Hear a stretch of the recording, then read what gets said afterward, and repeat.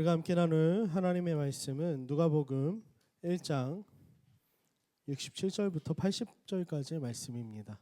동규야 미안한데 여기 히터 좀 꺼주라. 누가복음 1장 67절부터 80절까지의 말씀입니다.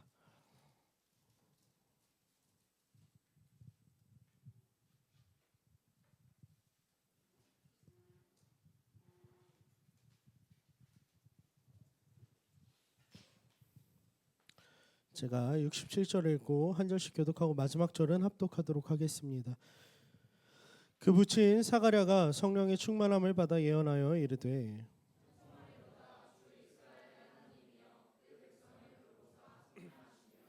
우리를 위하여 구원의 뿔을 그 종 다윗의 집에 일으키셨으니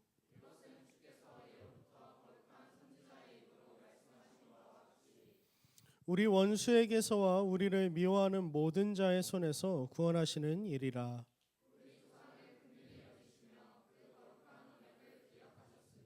곧 우리 조상 아브라함에게 하신 맹세라.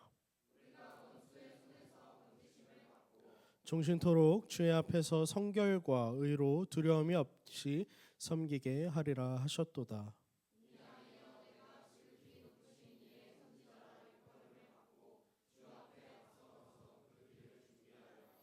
주의 백성에게 그 죄사함으로 말미암는 구원을 알게 하리니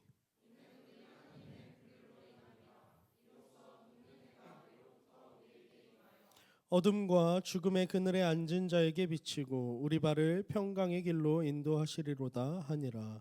아이가 자라며 심령이 강하여지며 이스라엘에게 나타나는 날까지 빈들에 있으리니라.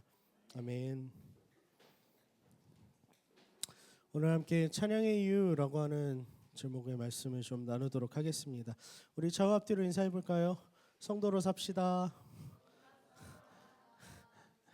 아멘. 여러분 성도로서 이 땅을 온전히 살아가는 우리가 되길 간절히 소망합니다.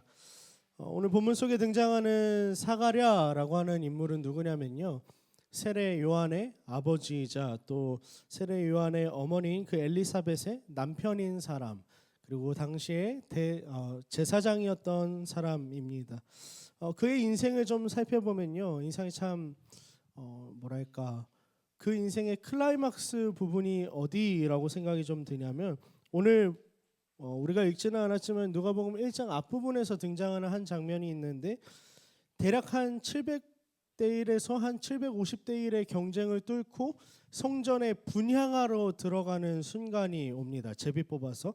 근데 그 제비를 뽑아서 성소에 들어갈 제사장을 뽑는데, 그 제사장에 이 엘리사벳의 남편인 이 사가랴가 뽑혀서 분향하러 들어가는 장면이 누가복음 1장에 등장해요. 어쩌면 인생 가운데서 가장 큰 영예, 어쩌면 가장 클라이막스를 달리는 그 순간일지도 모르겠어요. 그런데 그 순간 그가 분향하러 들어가서 만난 것은 하나님의 천사였습니다. 하나님의 천사가 너의 아내가 세례 요한을 낳을 거야, 요한이라고 하는 아들을 낳을 거야 라는 그 예언을 주면서 주의 백성을 준비할 자고 하나님께서 구원을 베푸시는 그 길을 준비하게 되는 사람으로서 너의 아들이 주어질 거다라는 클라이막스에서 더 절정으로 가는 그 순간을 맞이하는 거죠. 그런데 여러분, 그 순간에 어떤 일이 벌어지냐면 이 제사장인 사가랴의 입이 막혀버립니다. 이 기쁜 소식을 누구에게든 가서 전해야 하고 대단한 이 어떠한 예언에 대해서 사람들과 나누고 싶었을 텐데, 요한이 나오는 그 순간까지 그가 사람들과 대화할 수도 없고 어떠한 자신이 보았던 것들, 들었던 것들을 나눌 수조차 없는 벙어리의 상태가 되어버리고 마는 거죠. 참 황당한 그 1년의 시간, 1년이 좀 더 되는 그 시간을 그는 보내게 됩니다.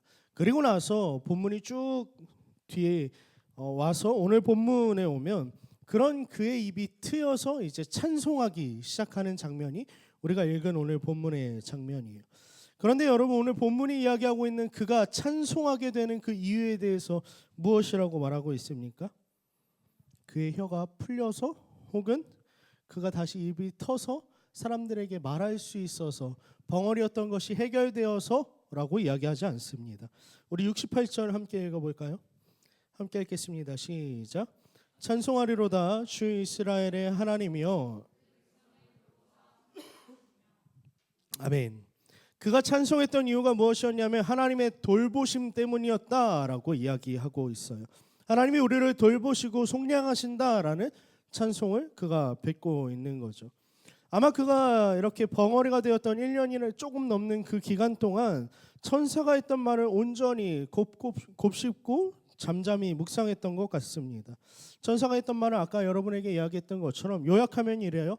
너에게로부터 엘리사벳으로부터 엘리야의 심령을 품은 아이가 나올 건데 그 아이가 무엇을 할 거냐면 하나님 아버지의 마음을 백성들에게 알게 해서 그들로 하여금 다시금 돌아오게 하는, 하나님께 돌아오게 만드는 그 역할을 감당하게 할 거야라는 메시아적인 예언을 그가 받았습니다.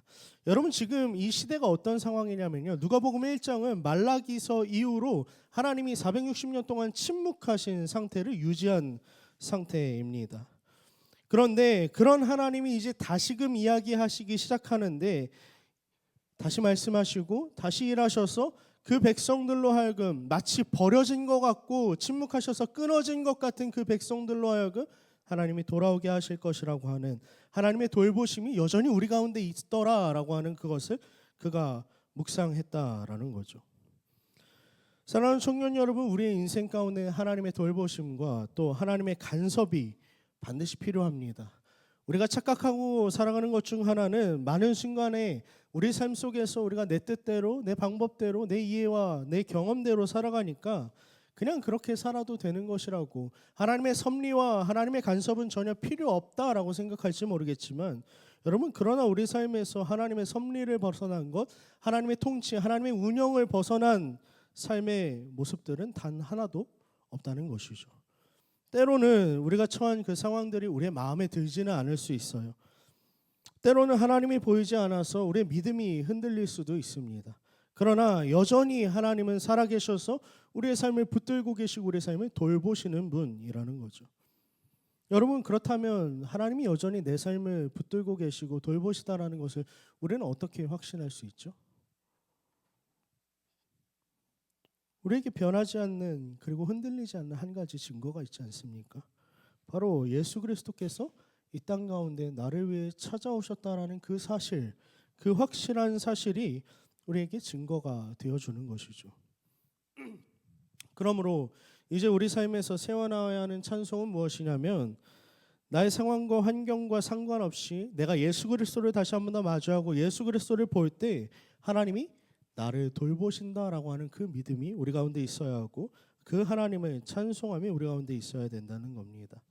때로는 여러분, 이 사실이 하나님이 우리를 돌보세요, 하나님 우리를 위하고 계세요, 우리를 붙들고 계세요라는 이 말이 실은 우리에게 너무 익숙해져서, 너무 익숙한 고백이라서 무뎌지기도 하고, 혹은 목사님의 설교, 내 설교나 혹은 리더들의 이러한 권면을 통해서 여러분 강요받아서 억지로 찬송하고 혹은 억지로 고백되어질 때가 참 많이 있어요. 그런데 여러분, 바라건대 여러분 삶 가운데에서 하나님을 찬송하고 또 하나님 나의 삶을 붙들고 계시고 돌보시고 계시다라는 그 고백을 억지로 하지 말길 바랍니다. 그러나 여러분, 한 가지 억지로 하지는 않되 여러분 마음 한켠에 이 말씀을 좀 품고 있었으면 좋겠어요. 하나님이 우리를 돌보신다라고 하는 그 가장 확실한 증거인 예수 그리스도의 이름을 나에게 주셨다라고 하는 이 문장 자체를 여러분 마음 한켠에 늘 부담감처럼 이렇게 꼭꼭 넣어놨으면 좋겠습니다. 바라건대 그래서 언젠가 때가 됐을 때, 하나님의 때에 하나님의 은혜가 부어지면 여러분 그 문장을 통해서 하나님 정말 나의 삶을 붙들고 계셨구나라고 하는 그 찬송의 고백이 여러분의 고백이 되길 주님의 이름으로 축복합니다. 사가랴가 오늘 본문 속에서 찬송하고 있는 두 번째 찬송의 이유는 무엇이냐면요, 하나님의 약속의 성취 때문입니다. 우리 70절 말씀 함께 읽어볼까요? 70절입니다. 시작. 이것은 주께서 예로부터 거룩한 선지자의 입으로 말씀하신 바와 같이. 아멘. 여러분, 구약에서 하나님은 수많은 선지자들을 통해서 수많은 말씀들을 쏟아내셨어요. 그렇죠? 그런데 그 무수한 약속의 말씀들이 가리키고 있는 한 지점이 무엇이죠? 바로 예수 그리스도예요. 예수 그리스도께서 오실 것이고 예수 그리스도께서 우리를 어떻게 구원하실 것인지, 그 하나님의 대속의 사건에 대해서 분명하게 예언하고 있는 것이라는 거죠. 그러므로 사가랴는 오늘 세례 요한의 나음, 세례 요한이 탄생하는 그 과정을 통해서 다시 한 번 더 하나님이 약속하시던 예수 그리스도의 오심이 이 땅 가운데 이루어지는 것에 대한 확신이 생겼고, 또 그 예수의 나심 가운데서 그는 언약과 약속에 대한 하나님의 신실하심, 성실하심, 하나님이 성취하고 계신 그 모습을 발견했다라는 겁니다. 우리가 기대하는 약속의 성취는요, 신앙을 갖고 있지만 실은 세상을 살아가는 사람들과 별반 다르지 않을 때가 참 많이 있습니다. 그러다 보니까 하나님은 우리가 신실하다라고 알고 있고 하나님 성실하십니다라고 입으로 고백은 하는데요, 내 삶 가운데 일어나는 일들과 내가 알고 있는 하나님의 신실하심과의 괴리가 참 격차가 만들어서 우리는 그 가운데에서 힘들어하는 인생들을 살아가죠. 이 모든 것을 우리가 말씀을 너무 모르기 때문에 일어나는 일이라고 저는 생각합니다. 하나님이 무엇을 약속하셨는지 모르면서 여전히 내가 생각하고 내가 좋아 보이는 것들을 하나님 앞에 요구하고 있는 우리 인생을 발견하게 되는 겁니다. 여러분 정말로 하나님의 약속의 성취, 말씀의 성취가 무엇인지를 경험하길 원합니까? 그렇다면 여러분 말씀을 들여다봐야 해요. 말씀 외에는 하나님의 약속이 나타난 곳이 없다라고 이야기합니다. 사랑하는 청년 여러분, 사경의 가운데 우리가 배운 믿음이 무엇이었죠?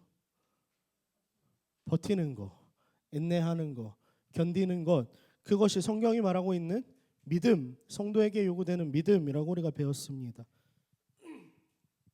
근데 여러분 기억할지 모르겠어요. 이번 사경에만 배운 게 아니에요. 여러분 기억할지 모르겠습니다. 이미 지난 겨울에 우리는 어떻게 살아갈 것인가라고 하는 주제로 우리가 겨울 수련회를 할 때 하박국서에서 똑같은 말씀으로 똑같은 이야기를 들었어요. 성도의 삶은요, 그냥 버티는 삶이 아니라 말씀을 붙들고 버티는 삶입니다. 말씀과는 내 삶의 괴리가 너무나도 커 보였지만 그럼에도 불구하고 이 말씀을 끝까지 버티고 인내함으로써 그 모든 과정을 통과했을 때 우리가 발견하게 되는 것은 무엇이냐면 하나님이 반드시 약속을 성취하시는 분이라는 것을 우리가 경험할 수밖에 없게 된다라는 거죠. 저는 이게 성도에게 주어지는 영광이라고 생각합니다. 삶의 경험으로 하나님을 부정하고 삶의 경험과 환경으로 인해서 하나님을 부정하는 것이 아니라, 그리고 하나님이 주신 그 말씀들을 부정해 나가는 것이 아니라 말씀을 통해서 이 말도 안 되는 것 같은 너무 괴리가 커 보이는 이 삶을 말씀을 통해서 다시 한 번 더 재해석해내고 마침내 반드시 그 말씀을 이루고야 마시는 그 하나님, 그분을 경험하는 삶이야말로 여러분 성도가 경험할 수 있는 진정한 영광의 삶인 것이죠. 바라건대 여러분 영광의 삶을 살아가길 축복합니다. 여러분 삶 가운데에서 믿음으로 버티고 말씀을 붙들고 나아갈 때에 그 말씀을 통해서 무너져 있는 것 같은 여러분의 삶을 재해석해내고 다시 한 번 더 하나님을 신뢰할 수 있는 그 믿음이 여러분에게 있길, 또 회복되길 주님의 이름으로 축복합니다. 또 본문 속에서 이어지고 있는 찬송의 이유는 무엇이죠? 하나님이 우리를 건지신다라는 거예요. 우리는 왜 건짐이 필요한 존재들입니까? 우리 79절 말씀 함께 읽어볼까요? 함께 읽겠습니다. 시작. 비추고 우리 발을 평강의 길로 인도하시리로다 하니라. 아멘. 여러분 성경은 우리를 가리켜서 모든 인생을 가리켜 무엇이라고 고백하죠? 죄인이다라고 선언해버립니다. 그렇기 때문에 우리들은 죄의 삭신, 사망에 늘 노출되어 있는 사람들이에요. 아무리 도망하려고 하지만 도망칠 수 없는 인생들이 우리의 인생들입니다. 그런 우리를 여러분 하나님은 어떻게 건지시죠? 오늘 말씀은요, 우리가 어둠과 죽음의 그늘에 놓여있는 자들이라고 표현합니다. 실은 어디로 가야 할지조차 모른 채, 실은 더 이상 도망하는 것조차 힘들어서 포기한 채 그냥 자포자기하고 앉아있는 인생들이라고 표현하는 거죠. 근데 여러분 성경이 말하고 있는 우리 삶의 본질이 이거예요. 우리 인생의 본질이 이겁니다.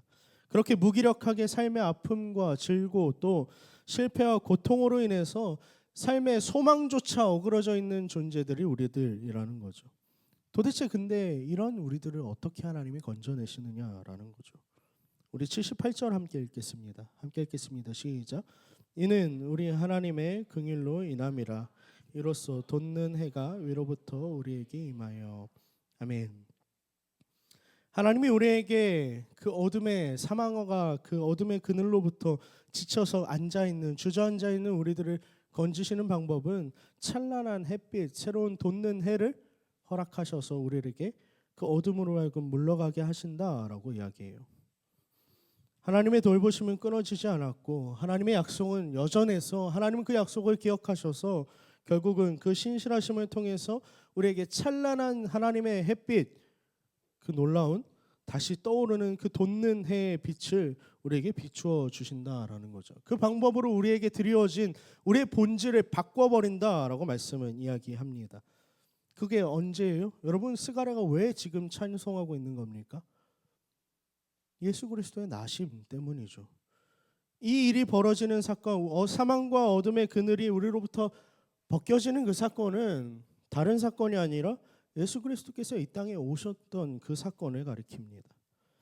도대체 여러분, 우리는 인생 가운데 구원을 어디에서 찾고 있습니까? 여러분, 무엇이 구원이라고 생각하시나요? 어쩌면 조금 더 나은 세상을 만들고 내게 조금 더 좋은 상황과 환경 그리고 여건들이 주어지면 난 구원받은 것 같아 라고 생각할지도 모르겠어요. 그러나 여러분, 아무리 좋은 환경과 아무리 좋은 상황과 여건이 주어진다 할지라도 구원은요, 오직 예수 그리스도 안에서만 발견된답니다. 사랑하는 청년 여러분, 우리 인생의 진정한 문제는요, 결코 외부에 있지 않아요. 실은 우리 내부에 있습니다.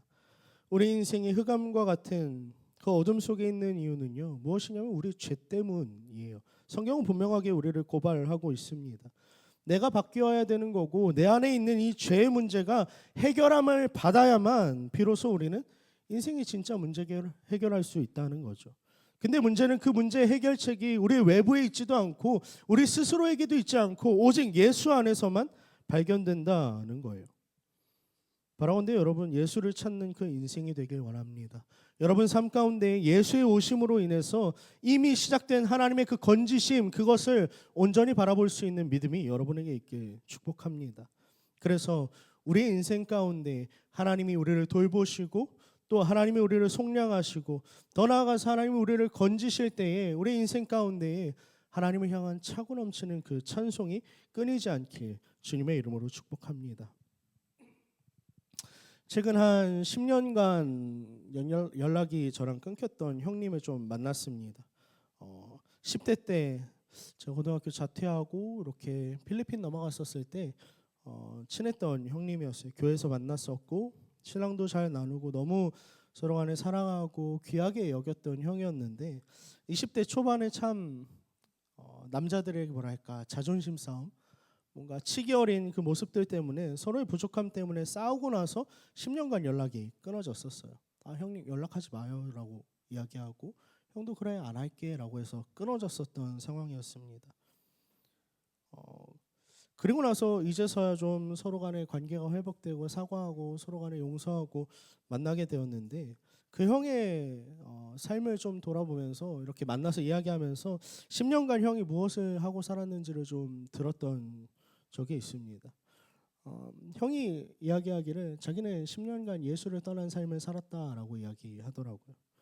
근데 그 사이에 많은 일도 있었고 지금 돌아보니까 그 10년 사이에 꽤나 대단한 재력가가 돼 있었어요. 사업이 워낙 번창해갖고 사진 찍는 일을 하고 있는데 그런데 그 형이 저를 만나서 하는 이야기가 무엇이었냐면 삶이 허무하다라는 거였어요. 제가 듣기로는 월 3천 버는 걸로 알고 있거든요, 형이. 실제로 뭐 프랑스에서 스냅을 운영하고 있고 웨딩 드레스랑 이것저것 사업체를 강남에서 운영하고 있고 그런 부분들을 보면서 대단하다라는 생각이 들면서도 그 형 입에서 나오는 고백이 조금 의외였어요. 월 3천 벌면 행복할 것 같고 월 3천 벌면 인생이 만족스러울 거라고 생각했거든요. 근데 그 형이 무엇이라고 이야기하냐면 삶이 좀 허무하더라라는 공허함이 있다라는 이야기를 하더라고요. 그렇게 잘 벌고 부족함 없는데 눈 떠보니까 세상이 미쳐 돌아가고 있는 것 같고 내 삶이 공허하다라는 고백을 하더라고요. 그리고 그런 형이 다시 교회를 나가기 시작했고 최근 들어서 뭐라고 얘기하냐면 예수님을 다시 만났다라는 이야기를 합니다. 사랑하는 청년 여러분, 돈이 아무리 많아도 여러분 인생 가운데 아무리 성공한 것 같아도 예수를 만나지 않으면, 예수가 여러분 인생 가운데 없으면 그것은 진짜 인생이라고 할 수 없습니다. 바라건대 여러분, 여러분의 삶을 가짜가 아니라, 그럴듯한 인생이 아니라 진짜의 인생을 살길 축복합니다. 예수가 있어야만, 예수를 만나야만 우리는 진짜 인생을 살아갈 수 있습니다. 바라건대 여러분, 진짜 인생을 살아가면서 그 가운데에 하나님을 향한 여러분의 삶 가운데에 차고 넘치는 찬송이 있기를 주님의 이름으로 간절히 소망하고 축복합니다.